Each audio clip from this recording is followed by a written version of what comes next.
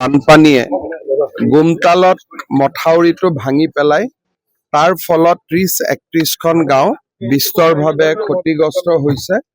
মই ভঙা মথাউৰি অংশটো চালো।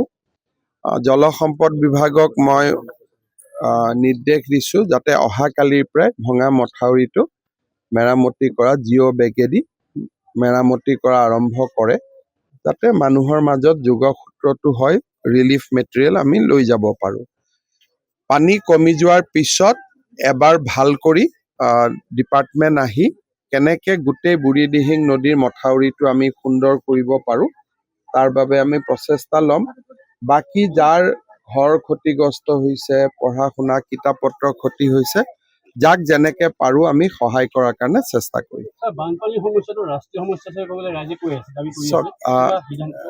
ৰাষ্ট্ৰীয় সমস্যাটো ক'লে নহ'ব, আমাক টকা পইচা লাগে মথাউৰি বনাবৰ কাৰণে। গতিকে আমি টকা পইচাই আমাক লাগে। কেন্দ্ৰীয় চৰকাৰক আমি বিচাৰি আছোঁ, ৱৰ্ল্ড বেংক, ADB আমাক সকলোৱে দিছে আৰু সেইকাৰণে এইবাৰ মথাউৰি ভঙাৰ পৰিমাণটো বহুত কম। বুঢ়ীদিহিং নদীৰ মথাউৰিৰ ওপৰত আমি ADBৰ পৰা খুব ডাঙৰ প্ৰকল্প এটা অলৰেডি স্বীকৃতি হৈছে। গতিকে সেই প্ৰকল্পটোৰ কামো অহা এবছৰৰ ভিতৰত আৰম্ভ হ'ব। মই এটাই কথা ক'ম, এই সময়ত ৰাজনীতি কৰা উচিত নহয়। ২০০৪ চনত ৩৫০ মথাউৰি একেলগে ভাঙি গৈছিলে। গতিকে আজিতো আমাৰ ইয়াত বহুত লিমিটেড হৈ আছে। যিসকলে বানপানীৰ সময়তো, দুৰ্যোগৰ সময়তো ৰাজনীতি কৰিব খোজে, তেওঁলোকৰ ওপৰত মোৰ কোনো ইয়াত মই ৰাজনৈতিক বিতৰ্ক বা বাক বিতণ্ডা কৰিব খোজা নাই।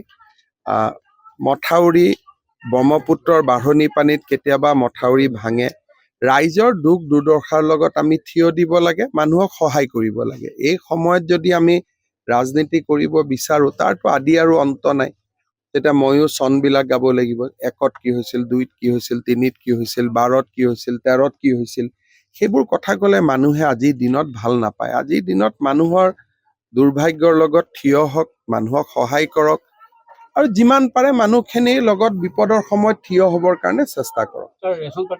ৰাইজে কৈছে যে ৰেচন পাতি পাইছে বুলি, কিন্তু অলপ কাপোৰ কানিৰ অসুবিধা আছে আৰু দুই এক জেগাত টিউবৱেল লাগে, কাৰণ নহ'লে তেওঁলোকৰ দৈনিক যিটো কাম কৰাত অসুবিধা হৈ আছে। গতিকে মই ডিচিক কৈছোঁ যে আজিৰ ভিতৰতে যাতে ইয়াত টেংকাৰেদি পানী দিয়াৰ ব্যৱস্থা কৰে। ইয়াৰ পৰা ৩০০ মিটাৰ দূৰত প্ৰাক্তন মুখ্যমন্ত্ৰী ভূপেন হাজৰিকা এই মাথাউৰিটো এতিয়া বনোৱা, এতিয়া ২-৩ চুইচ গেটত বুঢ়ীদিহিং ইমাৰ্জেঞ্চি মেৰামতিও কৰিম আৰু বুঢ়ীদিহিঙৰ মথাউৰিৰ কাৰণে এটা মই ডাঙৰ প্ৰকল্পও আপোনালোকক আনি দিম।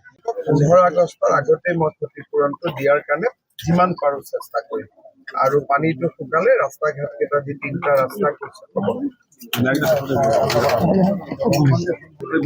পানীটো কমিলে আপোনালোকে সহায় কৰিব। মই ইঞ্জিনিয়াৰ পঠাম, যদি ডিজাইনটো বদলাব লাগে বদলাব। ছাৰ, এক্সকিউজ মি ছাৰ, এইটো মানে ৰোড কাম ঠিক কৰিব লাগিব।